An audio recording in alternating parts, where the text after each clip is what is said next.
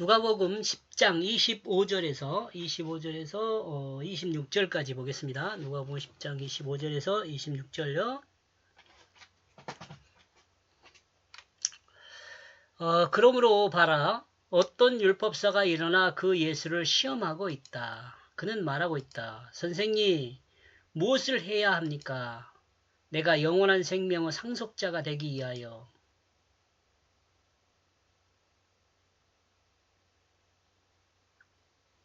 여러분, 영원한 생명의 상속자가 되기 위하여 어떻게 해야 하는지 아시죠?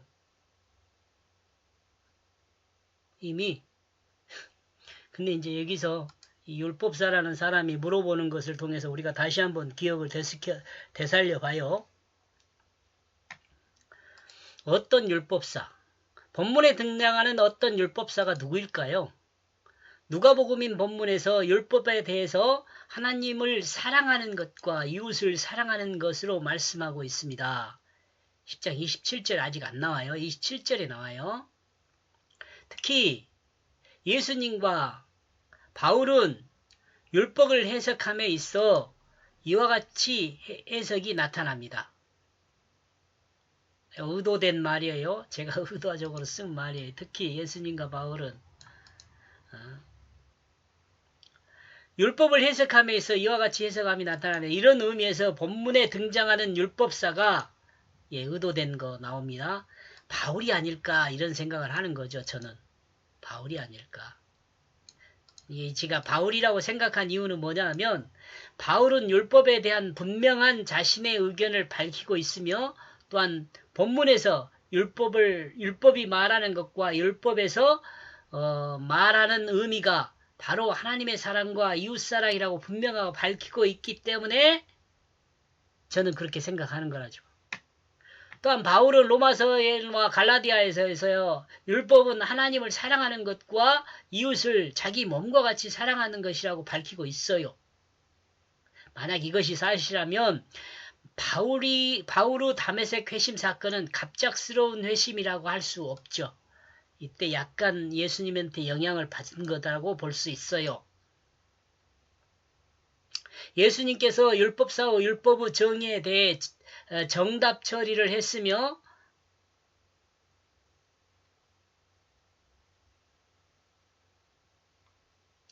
영생을 얻는 것에 대해서도 분명하게 밝히고 있습니다. 그리고 율법사가 고민하고 있는 영생을 얻는 방법에 대해서도 분명하게 가르치고 있습니다.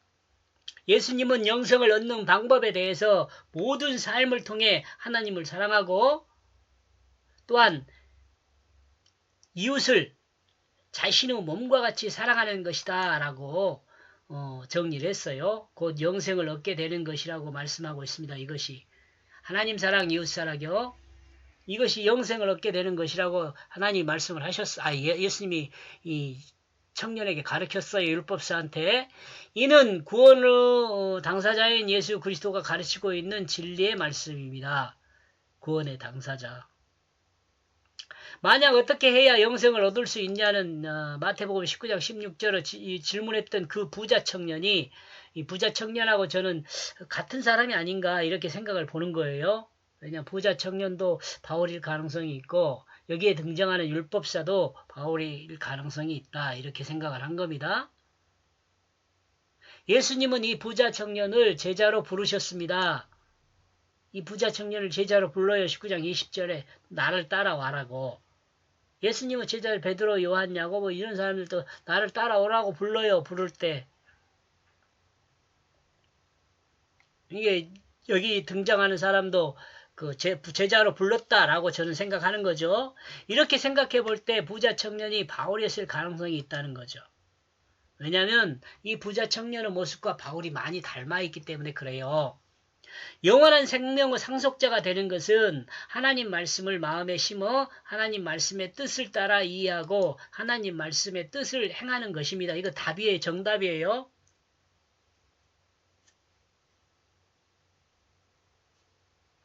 하나님 뜻을 행한다는 것은 자기 중심의 삶이 아니라 하나님 뜻을 중심으로 사는 것을 드러내는 것입니다. 그리고 하나님 뜻을 중심으로 사는 것은 핵심은 세 가지로 생각해 볼 수 있는데요. 첫째는요. 진실을 회복하는 것입니다. 첫째는 진실을 회복하는 것이에요. 왜 그렇다고 그랬어요? 우리는 거짓으로부터 구원을 받았어요. 그래 진실로 옮겨진 거예요. 마음이 진실해져야 돼요. 기본이.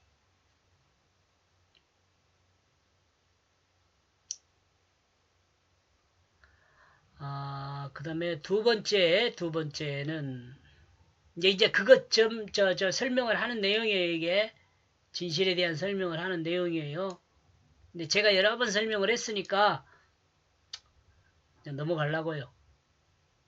두 번째, 이것도 많이 설명한 거거든요.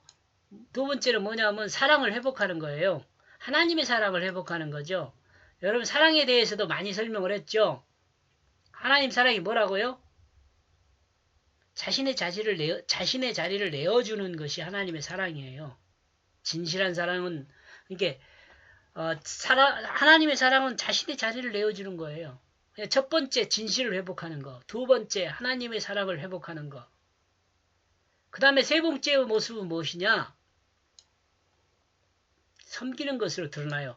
이 진실과 사랑이 합해져서 드러나는 실제적 모습은 뭐냐 그러면 섬기는 모습이에요. 어떤 것을 섬기느냐? 하나님이 창조한 모든 피조물을 섬기는 것이에요. 그래서 이걸 한 문장으로 만든다면 진실한 사랑으로 섬기는 자, 이 사람이 영생을 받은 사람이에요. 공감하십니까?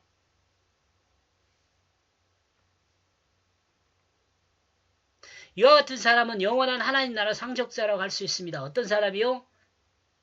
진실한 사랑으로 섬기는 자가 된 사람이 영원한 하나님 나라 상속자가 된 거예요. 진실한 사랑으로 섬기는 자는요, 그냥 되질 않아요. 예수를 믿지 않고는 결코 진실을 회복할 수가 없어요. 왜냐하면 자기가 안 죽거든요. 지금 그런 내용 여기가 다 나와 있어요. 예수를 믿어야 자기가 죽어요. 예수를 믿는 사람이 자기가 죽었다는 것을 믿는 거예요. 예수 생명으로 살았다는 것을 믿고요.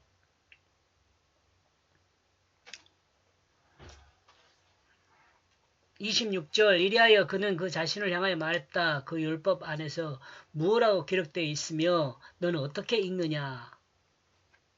율법 학자니까 율법사니까 율법사.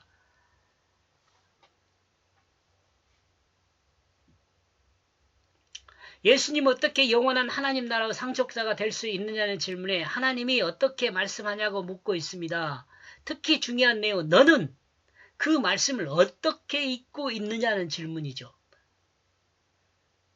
읽는 사람은 생각에 따라 달라질 수 있다는 것을 지금 드러내는 거죠. 똑같은 하나님 말씀을 읽어도요. 그 읽는 내용을 어떻게 읽느냐, 그러니까 어떻게 해석하느냐에 따라서 달라진다는 거죠. 다시 반복하여 말하지만 영생을 원하는 자가 성경을 읽을 때는 어떻게 해요? 하나님의 뜻을 따라 읽어야 돼요. 자기가 경험한 지식이나 지혜가 아니라 하나님의 뜻을 따라 읽어야지 하나님 뜻을 따라 읽어야지 이 일을 하고 인간을 구원하기 위한 하나님의 그 뜻을 따라 읽어야 한다는 거죠. 지식이 아니라 경험이 아니라 하나님의 뜻을 따라 읽어야 돼요. 그래야지 그 영원한 생명을 받을 수 있어요. 자기 뜻으로 읽으면 영원한 생명을 받을 수가 없어요. 자기 뜻으로 읽으면 진실한 사랑으로 섬기는 자가 될 수가 없어요. 하나님 뜻으로 읽어야지 진실한 사랑으로 섬기는 자가 될 수 있어요. 여기까지 보겠습니다. 고맙습니다.